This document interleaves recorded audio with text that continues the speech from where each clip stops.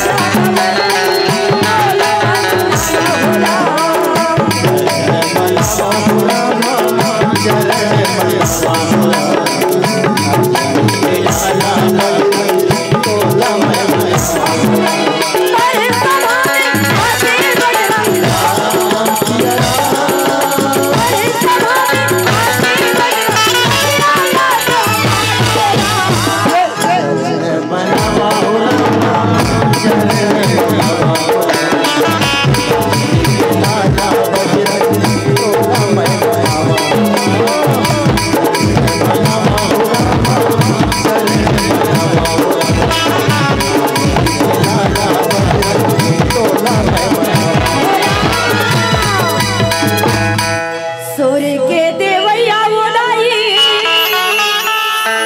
माता सरस्वती बंदा होला और सकेती देवैया होला हमर भी लइका होला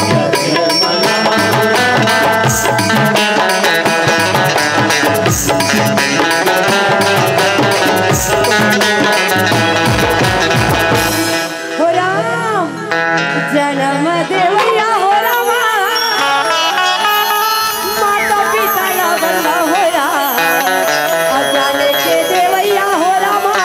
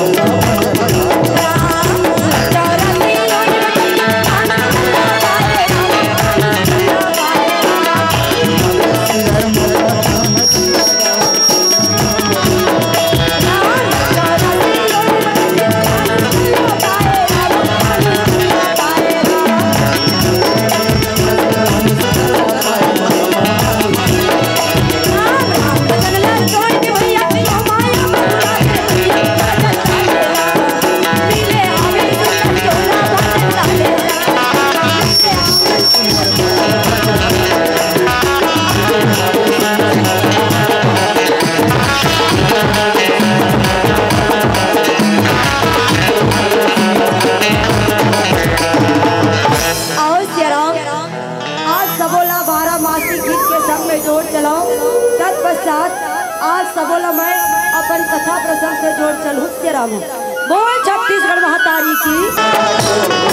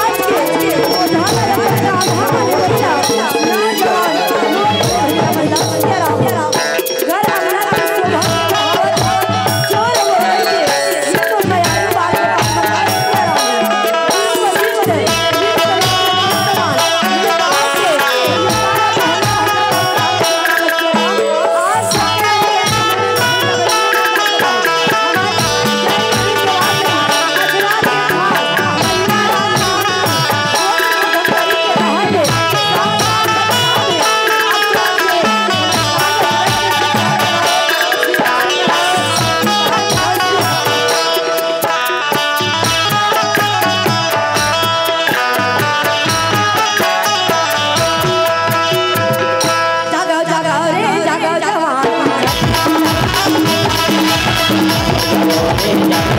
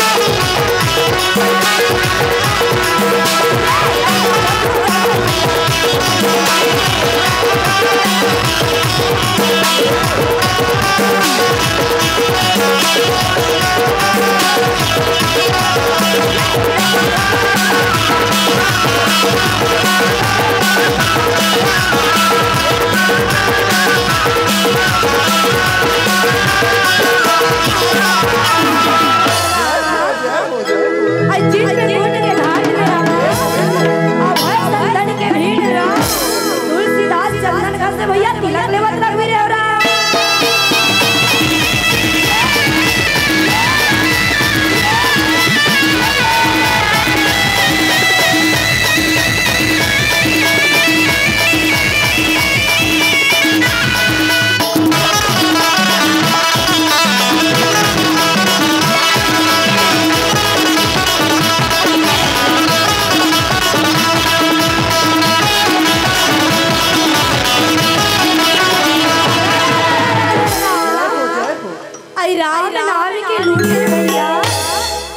लूट सके तो लूट राम। अरे अंतकाल पस्त उमर भैया बैठी जब प्राण जाही तो छूटे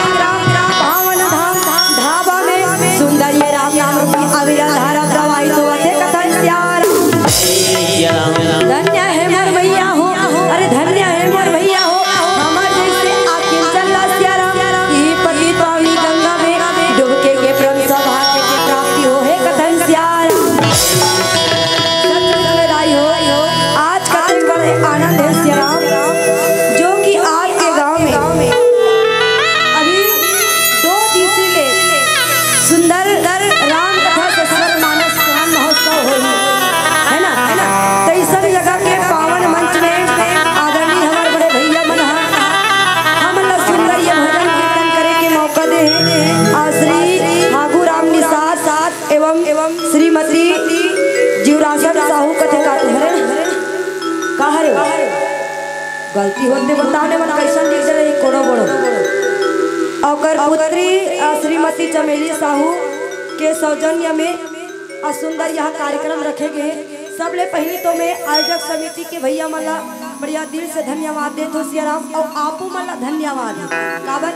देखो मैया हो अते बड़े आयोजन ना करे है तो सबो जनवर करे है दाई करे नहीं सियाराम कस मैया हो अगर आपने एक ठर रूम में हमारा खुशेर देतीस और इज्जत तुम्हार गाँव बजाओ करती सही बात है नहीं दीदी हाँ तो ये सबो जानवर हरे और सचमुच में महतारी हो यहाँ भौतिकता के चकाचौंध में यहाँ ठुठरा चार में कोई लग काकरो भर नहीं उसरत है तो ये गोकुलपुर के अड़ी अड़हमन धावक मल्ला उसारे लहन कहे श्याराम अब दीदी उसलहु मत वो निवेदन करत काली घेरे हूँ वहां खोती अंबागढ़ चौकी अही जाना था सुनी हाँ जाना थी हाँ उच खोती घेरे हो दाई हो मैं 3 बजे रात कन आहू है नी और दिन भर के व्यवस्था और ओकर बाद भी मैं चल ढाबक मन बिनहारक जीव है वो डाभा है डाभा हरे का ढाबा नहीं कहा तो है नी हाँ तो चल कहीं वटका धुल ले तू हर मयक मारे में दौड़त आगे हो दीदी हो ईमान से वो तो ओकरे से ती निवेदन करत हो सियाराम हो उसल हूँ मत काबर हो उसने कहीं पर हो दीदी तो हम काला देख में भौजी आहर हर के मन उसलाते यह हर के मन उसलाते वहु मन उसलाते लेके हो कसियाराम तुमन कहा उसल थो उसने पर कहा दीदी तब उसला था तो कथे ती तू उसले के हेस नोरी तब उसला था तब मैं उसन उसाले लिया हो सियाराम आप बना और हम बना मिलजुल करके ये राम कथा ला करबो कहीं के उसारे ला हो कहे सियाराम कहावत पर भैया ये मानव के तन बड़ा अनमोल है सियाराम लेकिन भगवान के पार पाना मुश्किल है असंभव हावे कहे राम हरि हरि कथा है अनंता राम कहे सुनाई बहु विधि सभी संता रामा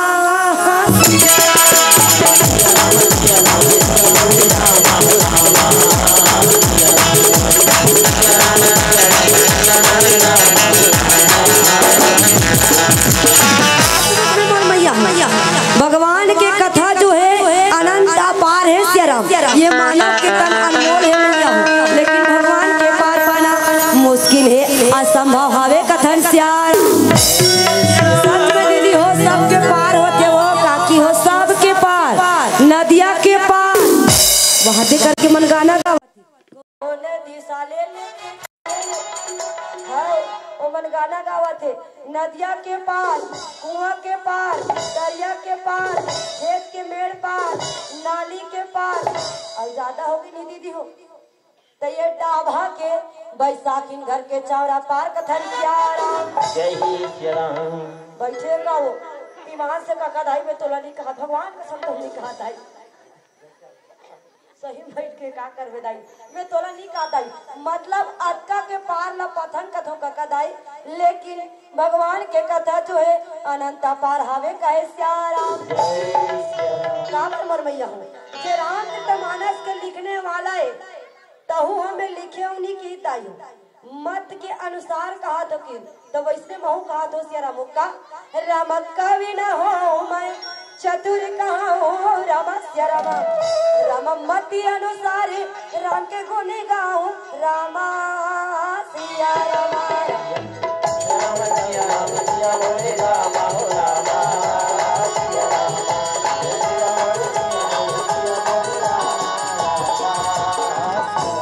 सचमुच में आई हो मैं संत न हो ज्ञानी न हो कवि न हो मैं बताऊं और भैया हो मैं है ना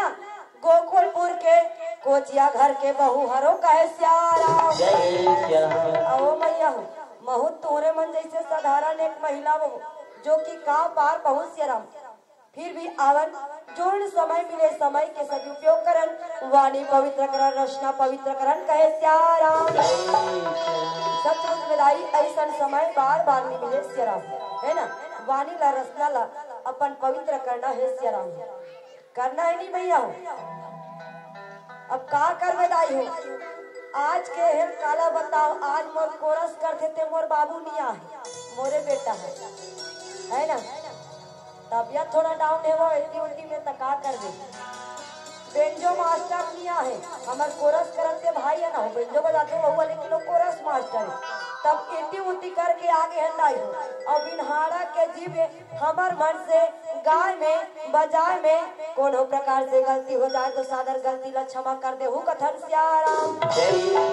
हाँ भैया तो आमर महतारी हो आप जगका जन बैठे होते मल्ला मैं मोर कथा प्रसंग से जोड़ चलो कहे सियाराम। एक महतारी के ढाले घलो 10 रुपया। अब ये रोहित चक्रधारी नीचे के रवैया सुंदर भगवान के चरणों में 10 रुपया अर्पण करे हेवे कथन सियाराम।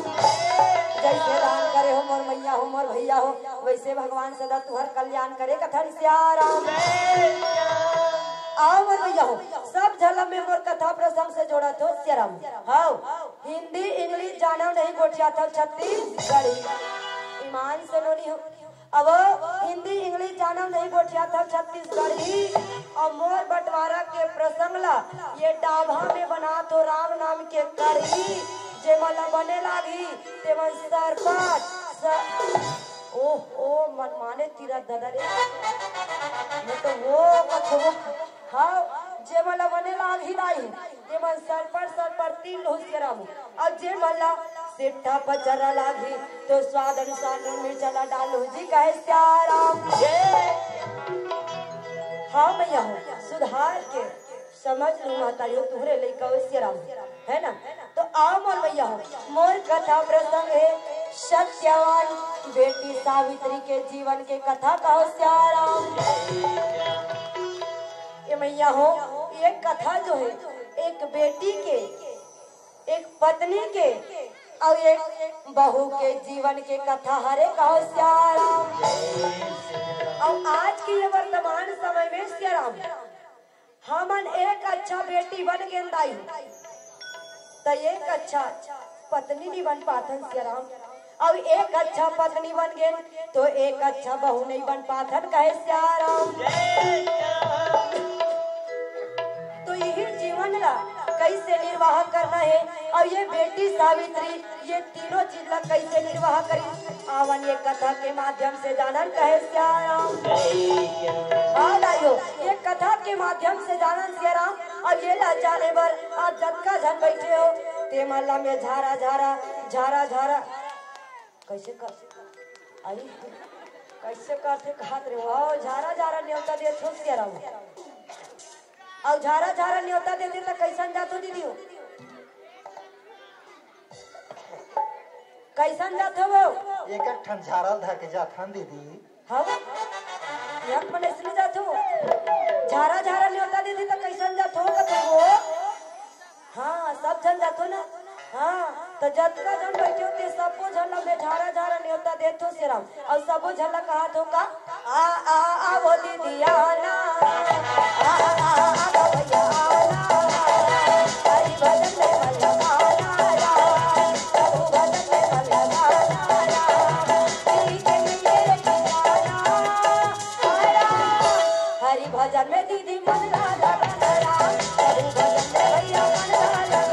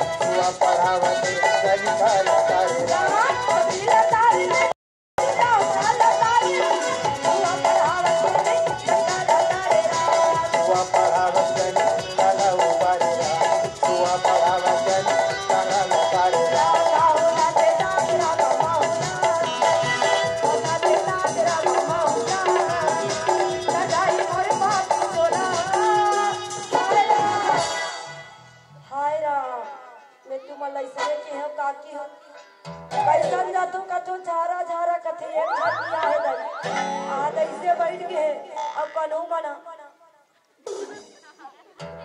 आवाज आर मोर भाई वाला देखा तो मन माने से झूला थे तमे झूलना नहीं ना हो मन का में झूला वही ईमान से दीदी हो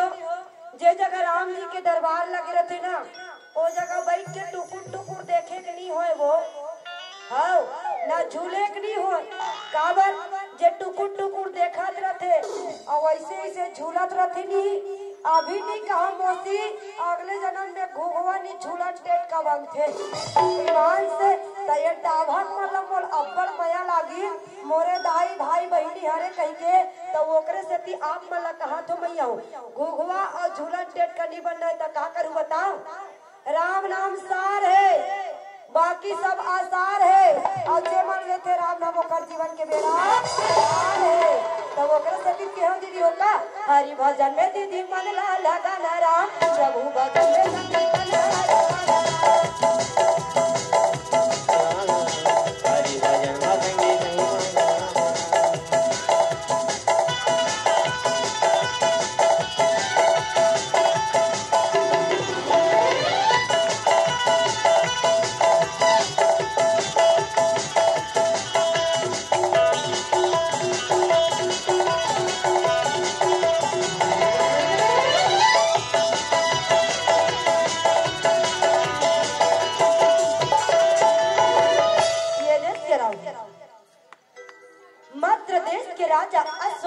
अश्वपति राजा के पत्नी रानी मालवी कहो श्याम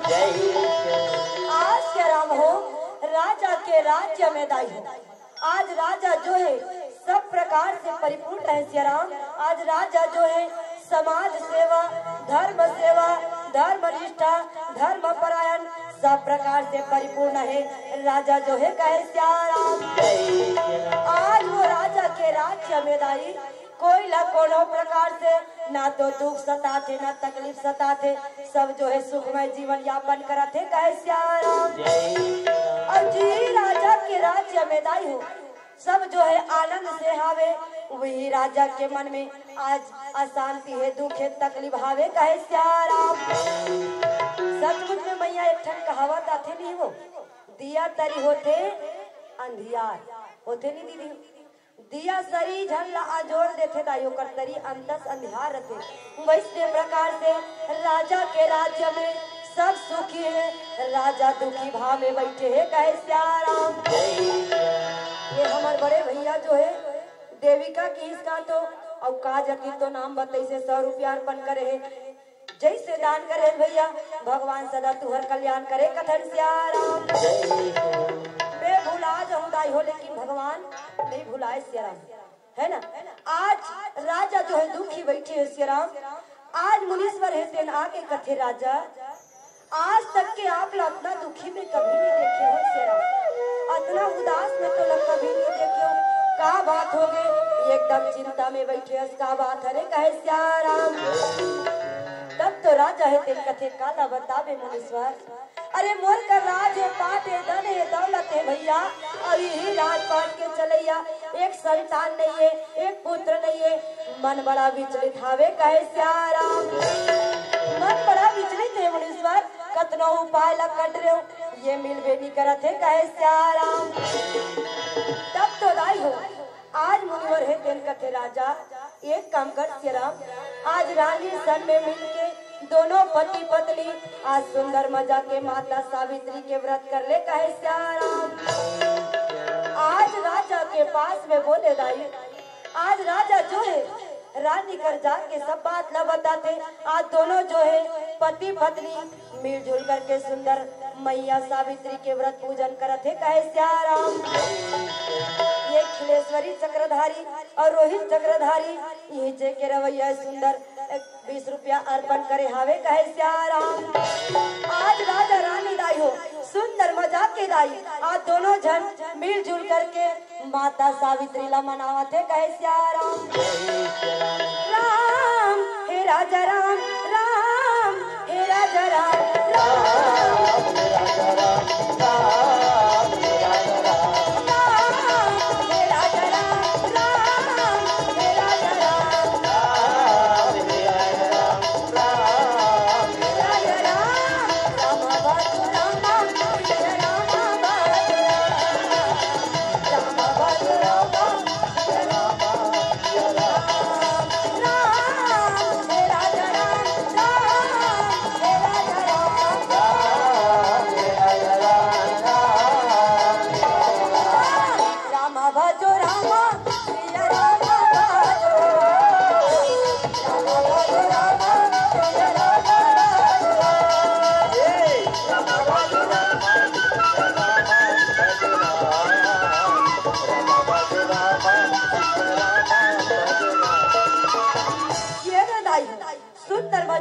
राम आज मैया सावित्री ला मनावत है। आज पूजन अर्चन वंदन करी से आज माता सावित्री जो है सुंदर मजाक के प्रसन्न हो के कहे श्याराम। माता सावित्री के कृपा से मैया हो सुंदर मजाक के हाँ राजेंद्र के डहाले सुंदर मजाक के 10 रुपया अर्पण हो है कहे श्याराम। जैसे दान करे बड़े भैया भगवान सदा तुहर कल्याण करे कथन श्याराम। आज माता सावित्री के कृपा वर्ष से महतारी हो। आज राजा जो है ओकरे कृपा से आज रानी जो है ओकरे कृपा से सुंदर गर्भ धारण करत है कहे श्याराम। आज माता की कृपा हो के मैया एक माता जो है गर्भ धारण करत है श्याराम। आज आनंद हुआ थे। आज मैया हो 2 ले 4 4 ले 8 और 8 ले 10 के 6 जो है पूरा थे कहे श्याराम। 10 के 6 पूरे दाई आज राजा के राज्य में राजा के घर में सुंदर मजा के एक कन्या रत्न के प्राप्ति हुआ थे कहे श्याराम। राजा के घर में दाई आज बेटी आगे श्याराम बेटी आगे। और अभी के समय में बताऊं दाई हो वो तो राजा आज का आनंद है कि मोर घर में बेटी आहे लक्ष्मी आहे कहते। और अभी समय में दाई अभी समय में यह काकरो घर बेटा आगे तब दनादन दनादन 5 ठन फटाका। अब काकरो घर बेटी आगे तन 2.5 ठन फोस फोस हवा अब कई जन चारों बैठे थे कका दाई ला पूछ न दाई तोर घर में का है इसको। तब वो दाई का कही काला बताओ बेटी मोर घर में चूल्हा फूकैया आगे बोझा आगे कही के बता देते कहे श्याराम। बिटिया ला बोझा बता देते दाई हो लेकिन बिटिया कभी भी बोझा नहीं हो सके श्याराम। काबर अरे दुनिया में जब जन्म लेकर घर में आती है बेटिया अरे दुनिया में जब जन्म लेकर घर में आती है ये बेटिया निर्धन को धनवान बनाती है ये बेटिया काल में महाकाल कराती है ये बेटिया और माता पिता को मोक्ष दिलाती है बेटिया। माता पिता को मोक्ष दिलाती है बेटिया माता पिता को मोक्ष दिलाती है बेटिया। हर पिता ला आज बिटिया नहीं मिले मैया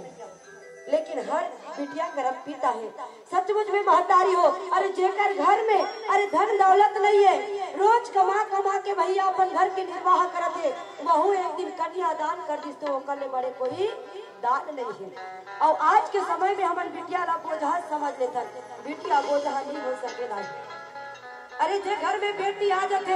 ओला लक्ष्मी कथे दुर्गा कथे काली कथे। और सही बात है दाई हो जब बेटी ऐसी है दीदी हो तब फिल्मी दुनिया वाले में घलोक गाना बनाए न भौजी बनाए नहीं। हाँ वो मन जाना था वो बेटी ऐसी तब फिल्मी दुनिया वाला मन गाना बनाए कैसे बनाए बताओ। छोटी सी नन्ही से प्यारे से आई कोई बड़ी छोटी सी अच्छी सी बोली सी आई कोई बेटी मन पर गाना बने बेटा मन मरे काठन बनेगा छोटा सा नन्हा सा प्यारा सा आया कोई बड़ा गुस्सा मत हो बाबू हमें तुम्हारा नहीं कहा भगवान का मतलब मैं कहा तो ये गाना एको ठंडी बना है निकला वो और सचमुच में नहीं बने। तू हर मन ऊपर कभी उंगली नहीं उठे बेटा और जब भी उठे तो बिटिया मन भर उठे देखकर सती आज बिटिया न लक्ष्मी की जी। तो चलो भैया हो आज राजा के राज्य में सुंदर मजा के बेटी है आगे सुंदर आज छठी मंगल सोहर करत है कहे श्याम। आज देश विदेश में राजा अपन जितना सगा संबंधित नेता पठाए दाई है तब मोला की डाभम जाबे न नोली तो ऊंचो कमल कोनो मत छूटे। हाँ बम फटाका चुचुटिया फटाका सुरसुरी फटाका गुस्सा मत हो। हाँ सब ला झारा झारा नेता देख आवे की दाई सब झला झारा झारा नेता देतो राजा घर छठी में आहू और बेटी मन माने झूलना झूला हूँ और पैसा मोटा हलान के धरा हूँ कहे श्याराम। वहाँ दीदी का कहते आई लड़का ले छोड़ के ला काबर दे बुया ऐसे कहा ले दीदी हो लड़का धरा हूँ आओ लड़का बने झूला हूँ और सुंदर तीली लाड़ू और मिर्चर और जलेबी दबा हूँ कहे श्याराम। ये ने भैया हो जब का झला नेता पठाए श्याराम आज सुंदर मजा के दाई राजा के राज्य में बेटी ला झुलाए बर सोहर मंगल करे बरावत है कहे श्याराम। झूले ना मांगो दाई झूलना माँ बच बच के झूले झूलना माँ झूलना माँ ओ दाई झूलना माँ बच बच के झूलना माँ ओ दाई झूलना माँ बच बच के झूलना माँ झूलना माँ ओ दाई झूलना माँ बच बच के झूलना माँ झूलना माँ ओ दाई झूलना माँ बच बच के झूलना माँ माता पिता के राखी दुलारी माता पिता के राखी दुलारी मिलजुल के झूलना झूला झूलना माँ ओ दाई झूलना मचे मचे ये दाई झूलना झूलना माँ ओ दाई दाई आज राजा के बेटी रानी के झूलना झूला माँ ओ दाई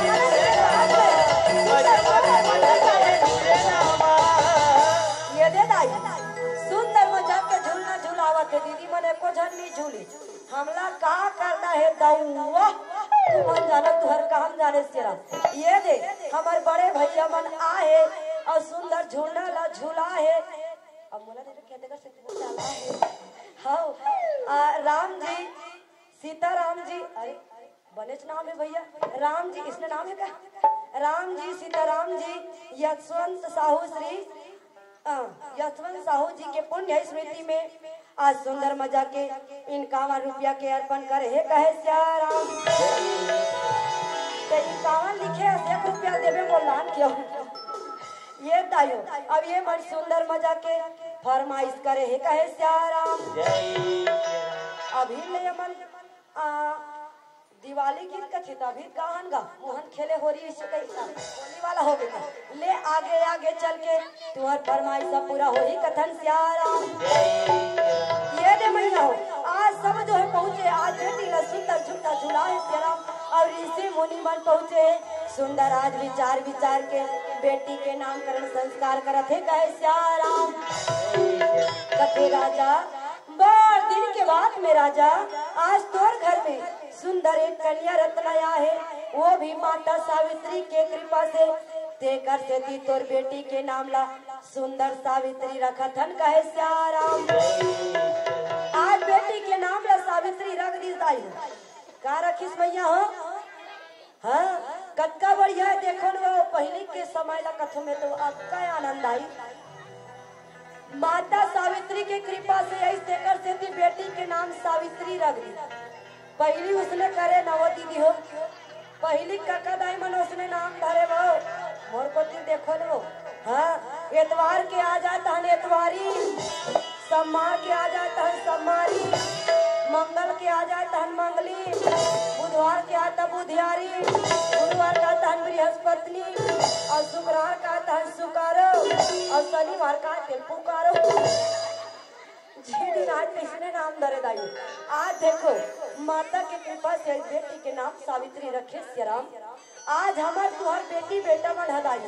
थोक थोक बार थे आज राजा रानी के बेटी जो है निज दिन बाढ़त हावे कहे श्याराम निज दिन बाढ़ है दाई ऐसे तैसे बाढ़ते आज बेटी जो है शिक्षा ग्रहण करे के लायक हो गए कहे श्याराम शिक्षा ग्रहण करे के लायक हो गए दाई समय कैसे बीता थे पता नहीं चला थे कहे श्याराम हाँ दाई आज शिक्षा ग्रहण करते करते बेटी सावित्री जो है जवान हुआ थे युवती हुआ थे कहे श्याराम युवती हो के दाई हो माता पिता चिंता सता थे आज समय बीत गए विचार लगावा थे कहे श्याराम टिक टिक टिक टिक घड़ी के काटा डोलारा कैसे झिन झिन झिन झिन जिंदगी के दिन हंसरा गेरा कैसे गाड़ी के काटा डोलरा कैसे तुम्हारा दिन हंसरा गेरा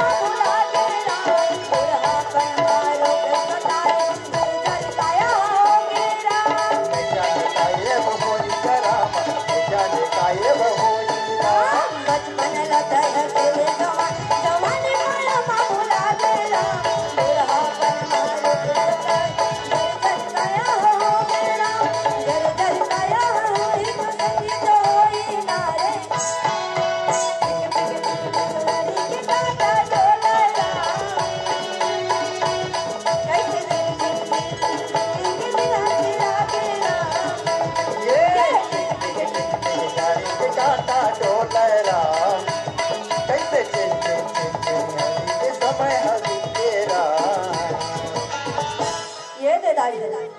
समय कैसे बीती आज पता नहीं चली दाई।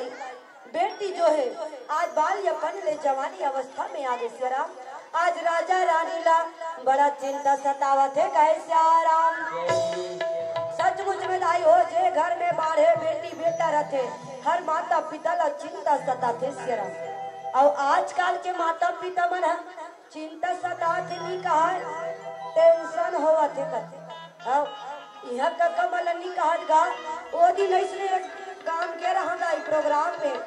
और सुबह का नो भैया बोला मिलिस त राम राम की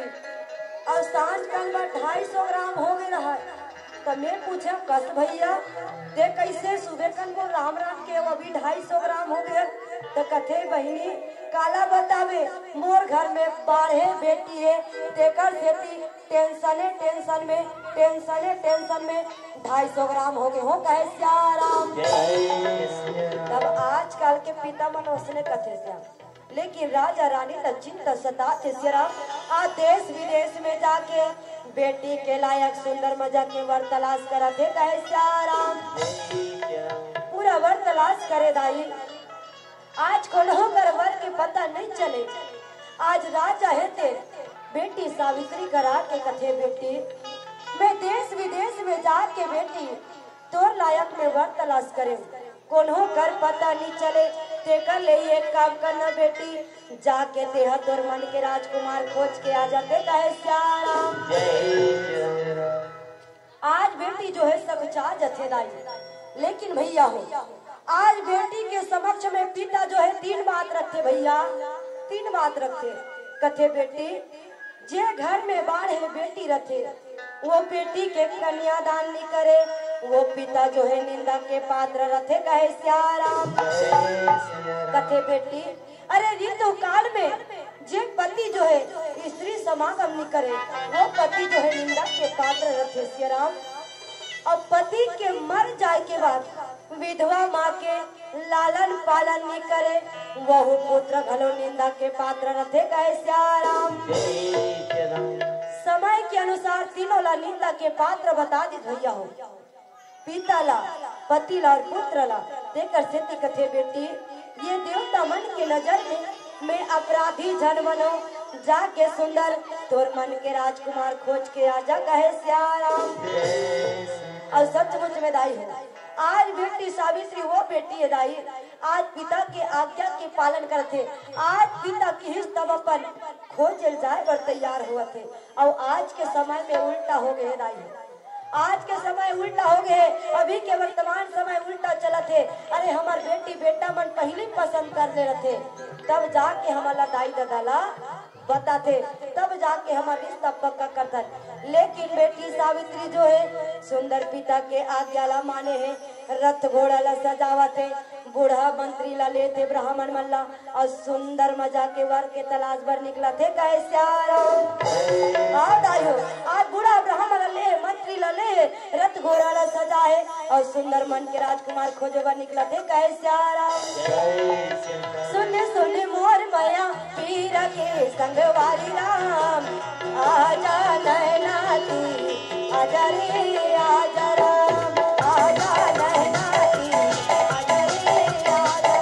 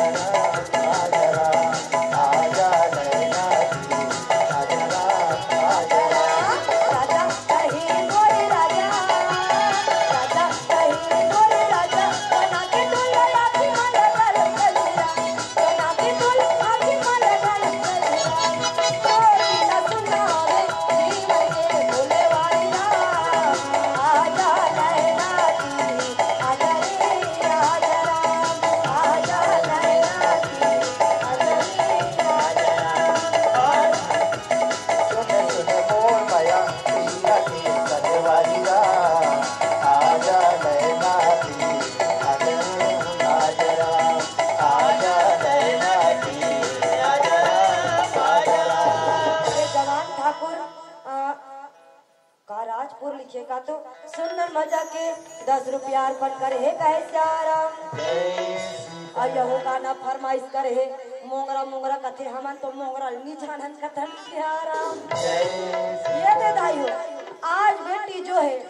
मन के राजकुमार खोजे बर निकले सिया राम। आज जगह जगह तीर्थ स्थान करते बूढ़ा पंडित ब्राह्मण ला सुंदर दान देते देते आज मन के राजकुमार बेटी सावित्री है तेन खोजा थे कहे श्याराम।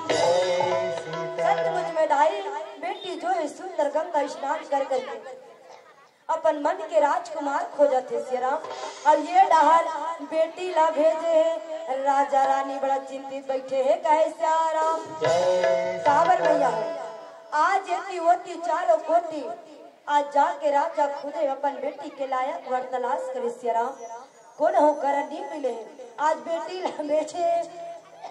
कौन जानी बेटी ला मिला थे कि नहीं राजा रानी बड़ा सोचा थे कहे श्याराम। आज राजा राजपाट में बैठे दाई ओत की बेरा हरि गुण गावत बिना बजावत नारद जी महाराज पहुंचा थे कहे श्याराम। नारद जी महाराज तेन पहुंचे दाई आज राजा जो है सुंदर प्रणाम करके बैठा रहे हैं। ओत की बेरा में आज बेटी सावित्री जो है अपन मन के राजकुमार खोज के सुंदर महल में आवत है कहे श्याराम। सुंदर महल में पहुंचे दाई आज नारद जी महाराज तेन बेटी ला देख करके कथे राजा ये तो बेटी युवती हो गए श्याराम जवान हो गए कहाँ गिरी से कहाँ ले आवत है ये कर लायक सुंदर वर खोज लेते और सुंदर मजा के बर बिहावला कर देते कहे श्याराम। तब तो दाइयो आज राजा है तेन कथे नारद जी वही काम बर ले मोर बेटी ला भेजे रहे हो कौन देश के राजा जेकर बेटा राजकुमार ला पसंद करे बेटी चला पूछ ले वो कहे श्याराम। आज दाइयो बेटी ला पूछ ले कि आज बेटी जो है सुंदर मजा के दाई आज नारद जी के और पिताजी के चरणों में माथ नवाए सुंदर मजा के बतावा थे कहे श्याराम। कथे पिताजी शाल व देश के राजा धूमत सेन जेकर पत्नी रानी सैव्या जेकर बेटा राजकुमार सत्यवान में पसंद करे हो कहे श्याराम। कथे पिताजी आज ओकर पुत्र जो है बाल्यावस्था होए के कारण श्याराम आज राजा के नेत्रहीन हो गए तेकर से पड़ोसी राजा मन उकर राजपाट ल छीन रहे तेकर से तीनों प्राणी जंगल में निर्वाह करत है कहे श्याराम। तीनों प्राणी जंगल में निर्वाह करत है पिताजी ओकरे बेटा राजकुमार सत्यवान ला में मन के पति परमेश्वर मान डरे हो कहे श्याराम। आज की बात न सुने दाई आज नारद जी महाराज तेल कथे राजा ये तो बड़ा खेत के दुख के तकलीफ के बात है कहे श्याराम। दुख के बात है कि दाई